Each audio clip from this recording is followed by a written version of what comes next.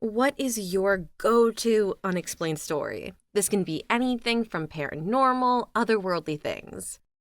Story 1. My mom has the best paranormal ghost experience that I've ever heard recounted to me. This is impossible for me to find a believable, rational explanation for. She's Kate. It happened when she was on holiday with her parents. They were on their way to Devon from Suffolk. This journey took a long time and required an overnight stop. She was around 14 years old at the time, very precocious and willful, but enjoying the prospect of a small holiday with her mom and dad. They arrive at a hotel for the overnight stop, and Kate goes to relax for a bit in the TV alcove they have upstairs, while her parents go for a drink at the bar. Happily watching TV, she's surprised to see a man poking his head into the alcove, and the only way she can describe how he looks is he had very old skin. Despite being startled, she apologizes and offers the use of the TV to the man, who just stares back at her blankly, and then leaves just as suddenly as he arrived. Kate is a little freaked out by this, and upon reuniting with her parents, before getting to their rooms for the night, she remembers telling them about the man, hoping she hasn't upset anyone. She expected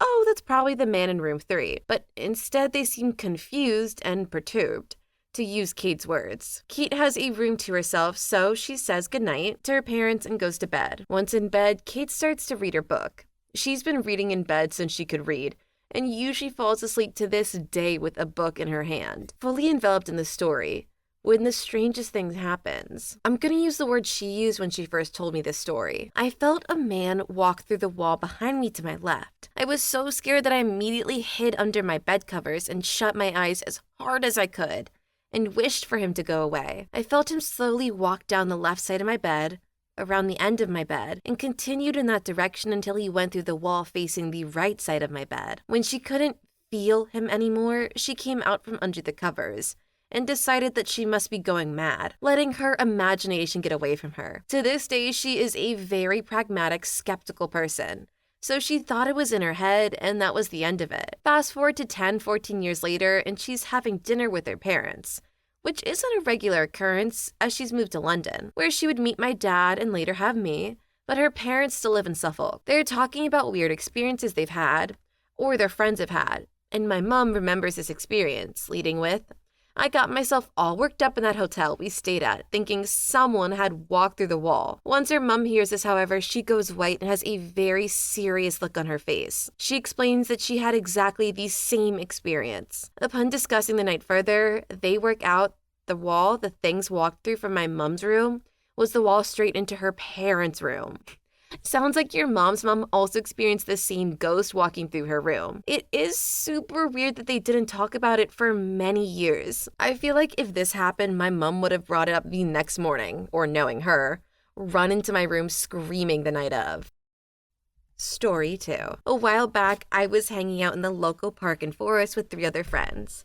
We went quite far into the forest, and it was getting dark when we picked a spot to stay for a little while. We kept teasing each other with basic imagery of things you wouldn't want to come across while sitting in the middle of the woods during dark, like creepypastas and such. All of a sudden, one of us pointed to the right, saying, "There's a person walking towards us." We thought he was kidding, but once we all looked to the right, there was this woman walking up to us looking like a figure from your typical horror film. I don't mean any of this in an offensive way. She was quite tall and very pale, wearing a short black dress and heels, with her Johnny Greenwood-style black hair hanging in front of her eyes. Out of courtesy, I said, "Good evening," which triggered a conversation. She stared at all of us individually with quite a lost look in her eyes, when she proceeded to say in a voice that resembled one of a tired child, "Have you guys seen any deer yet?" We told her we hadn't. "I meant roe deer," she said while looking behind us. I told her we had neither, and since I noticed my friends and myself were becoming slightly uncomfortable, I told her we'd go looking for them, and I wished her good evening once more. She kept staring behind us for a bit longer, and then she left without saying a word. After freaking out over this unusual appearance for a bit, we decided to head to the entrance of the forest. We saw the lady walking back in the direction she came from when we cycled by. We were hyping the situation while circling back, and when we were nearing the entrance, we saw a figure walking towards the entrance as well. I jokingly said the figure is the lady, since she was walking on high heels when we were cycling, thinking it wouldn't be likely for her to be any quicker than us. And once we came closer, it appeared to be actually her. She moved her hair away from her eyes and looked directly at me, Probably since I was cycling in front and she said, "I've stumbled across 4 roe deers already, back there in the forest." I nodded and we cycled our way out of the woods. The thing that freaks me out the most is the fact that she stated she had seen 4 roe deer within the time span of 10 plus minutes, and the 4 of us were out in the forest when she saw us. It's not that scary of a story, but it's one that freaked me out quite a bit. Yeah, this seems more creepy than scary, but I can definitely understand OP and their friends' fear, especially knowing that she saw 4 deer when there were exactly 4 friends. Story 3. I was a kid at the time, around 10. In the neighborhood, there was a very small house stuck between 2 others, with a minuscule outside garden, a single window on the first floor, and with a single inhabitant. A man who, to put it mildly, would give Jack Nicholson's character in As Good as It Gets a run for his money in Jerks. And then the man died alone in his sleep. He was found 2 weeks later when the local shop noticed his absence. To explain that he wasn't loved would be an understatement. His son's an only family, both influent and wealthy engineers. One is a high-ranking official in the government electricity company. The other, the city engineer of an entire district, brawled over his coffin for his meager inheritance, sealed the house's door with chains and a lock, and left to get lawyers to help them secure the better deal. One day while I was playing tag with the other kids, we were running past the house when one of us stopped. "Hey, guys, there's light inside the abandoned house." "Stop talking bull. There's nobody." He's right. We were clearly seeing it, a small flickering light, like a candle's, coming from inside. We had a string of thieves in the neighborhood at the time, and everyone was on edge. So we called our parents, believing it might well be the actual hideout of said thieves. Soon after noticing that we weren't joking, one of the adults came back with tools and started cutting the locks. As soon as the lock got cut, the light stopped. The adults came in, looked around, and found nothing. Besides a really strong smell of decomposition, they attributed it to how the dude died. They sent us on our way, thinking it was a visual trick caused by the red curtains put on said window. But the light didn't stop and came back multiple times. The brothers were called. The electricity engine showed up first and, influenced by his craft, thought there might be an electrical dysfunction. Nothing. They combed the area looking for a tunnel. Nothing. The entrance to the roof was sealed from the outside, and the iron bars put on the windows were not bothered at all. With his research being unsuccessful and the outside entrance definitely confirmed as the sole entrance, he chalked it to the curtains like the other adults, took them off and left with them. Then the second brother showed up, cried foul and thievery for the silk curtains, and in response, sealed the front door with concrete, making entrance impossible. Yet the light stayed, always starting around 18 to cease at around 21. It stopped about a month later when both brothers agreed they were acting like twats and made peace. Honestly, it seems like the dude wanted his last action to try and make his sons get along, and it honestly warms my heart. He probably just missed them and wanted to try and reconnect his family before he moved on to the next life. May he rest in peace. Story 4. My story is set in Mexico and happened to my grandmother. I met my paternal grandmother twice because she lived in Mexico, but I heard this from my dad and then confirmed it with her when we visited. Well, the story goes that my grandfather was supposed to come home early, 8 p.m., to help her empty a heavy water basin she needed to wash her clothes in, by hand. At night, SC, when she hangs the clothes, the sun won't fade colors. Well, Grandpa goes to the bar down the street instead, and Grandma was left to do the heavy lifting alone. She is pissed at this point and begins cursing up a storm directed at my grandfather. Still not home by 2 a.m. She said she was cursing aloud because that's how angry she was. Well, their house is located on the corner of their property, maybe 3 city blocks of fields. So she's cursing my grandpa out when she sees a man approaching in the distance who she assumes is my granddad. But as he gets closer, she said he somehow started morphing between a huge black dog and a man. 1 second there's a dog, and 1 second there's a man. Between a black dog and a man, and it's starting to get close, fast. So she runs inside and latches the door with the metal bar there. There's no key fobs or keyholes, just a thick metal bar that blocks the door from opening, and the windows are these metal little doors that have the bar that goes in a hole in the wall. Well, she literally sees the metal slide out of the hole and the window swings open. And on the other side, there's a handsome man asking if she needed help with the ugliest and prettiest smile. Well, my grandma wasn't about to fall for it, and she instantly replies, "Go back to hell, Satan," and slams the window. She begins praying until she hears banging on the door, which is now my grandpa trying to get in the house. She immediately lets him in and tells him what happened, which he thinks is pretty funny, considering she was cursing him out. However, his tune changed the next day, when outside the window where the man was staring, there is a huge mess of huge paw prints in the soft dirt. and against the wall on the sides, the window high up on the wall. They got a white magic witch to check out their house, and she was like, screw that, y'all, need a priest for this.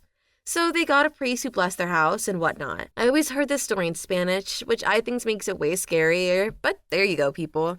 Story 5. When I was 8.5-ish, my friend and I liked to go push biking a lot. We lived in a small country town, so we were pretty much given free rein to just disappear for the day. It was a weekend, and as we were riding up the crest of a small hill that overlooked a valley in the town, I started to get this deeply uneasy feeling. We stopped at the top. From where we were, we looked out over the valley and directly at the next hill, because Australia really just has bumps, which is where our primary school was. The bottom of that hill was the bottom of the school, and it was the road where all the parents picked up their kids. As I'm looking out over the valley, enjoying the sunshine and the breeze, movement catches my eye.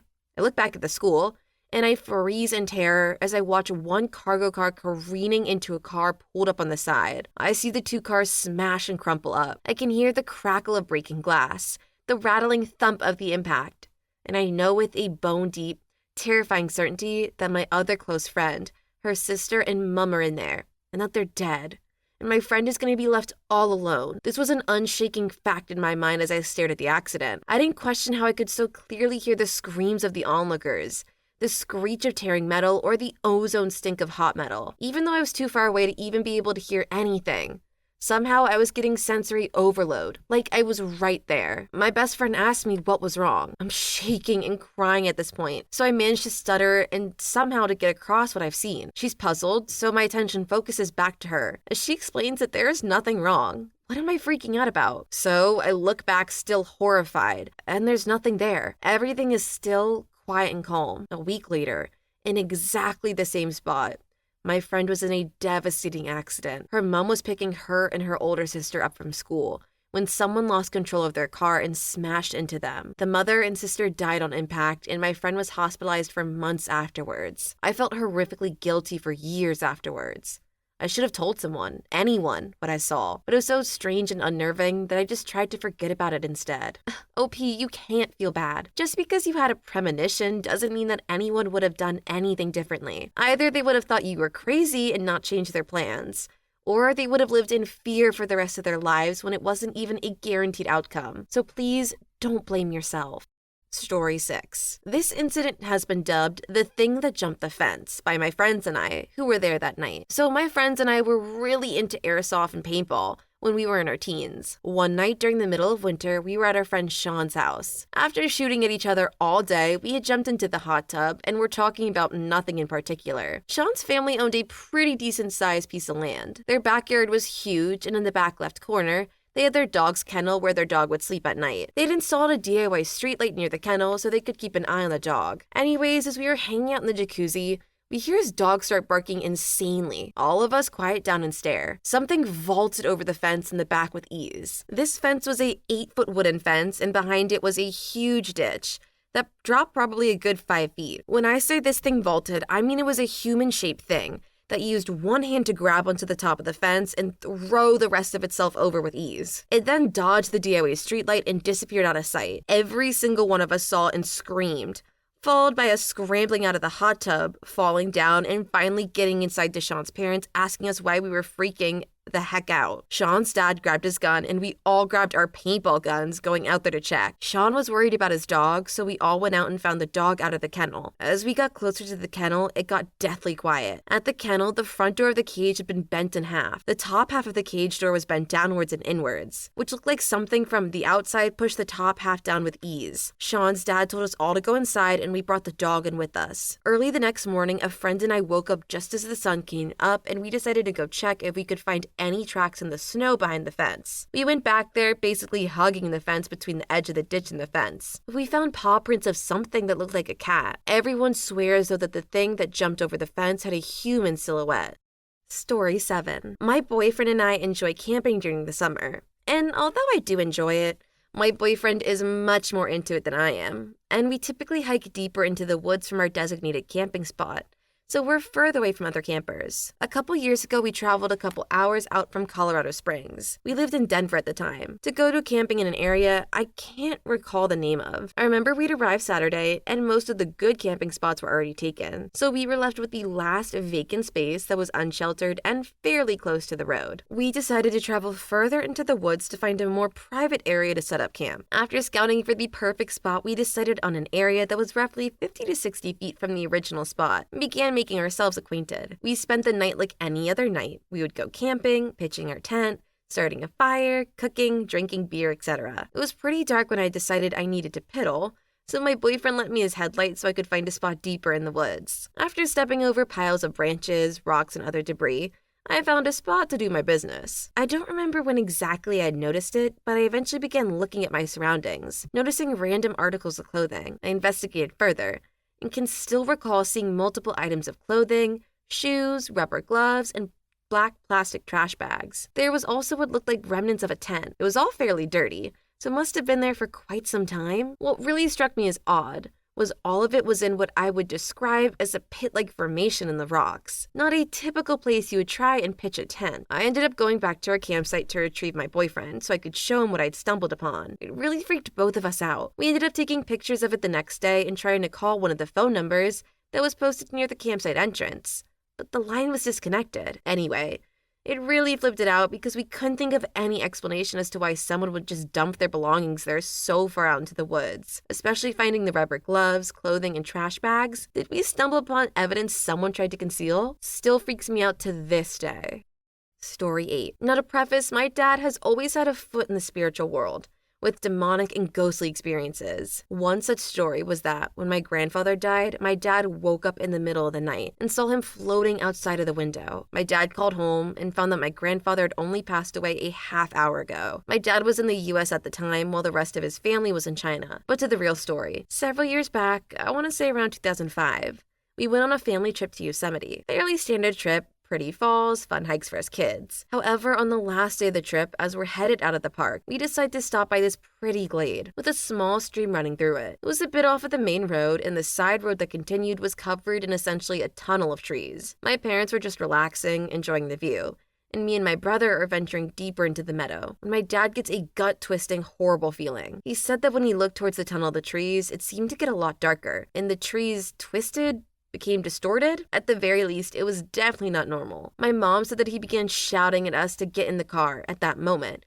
and we all ran to the car. My dad drove the F away, but he says that he saw the darkness following us, touching the back of the car briefly, near where my brother and I were seated. As we drove down the hill, my brother and I suddenly came down with really, really severe nosebleeds. And the next day we had pneumonia. My brother ended up having to go to the ER. Geez, it sounds like we have another future seer in this thread. In all honesty though, it is really cool how your dad is able to see and know these kinds of things. I have a bit of a similar story to the first part of this post. I was taking a nap and woke up with the start and instantly had a gut feeling my grandma had passed, only for my parents to come in like 5 minutes later and tell me she'd passed away.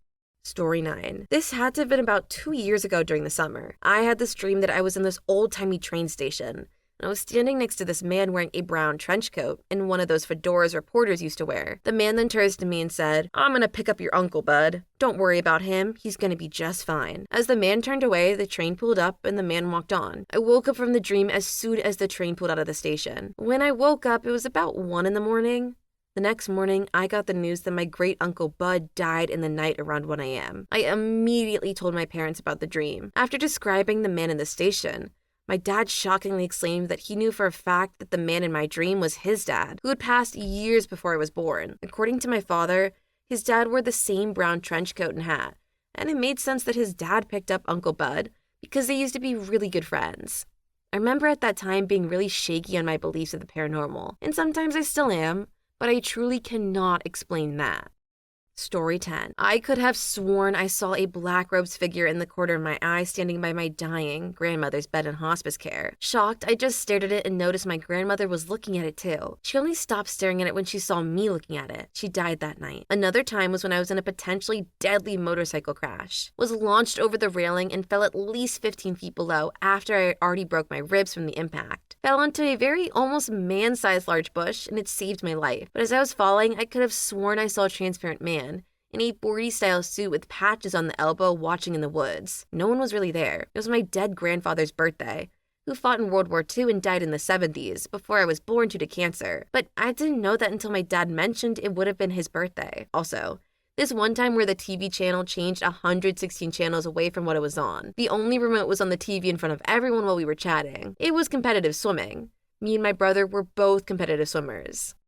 Story 11. There is a lady that my mom is often seen doing questionable things in our street. I was walking to the shops with my mom, and she pointed out said lady who was standing outside the shopping center to show me who she is.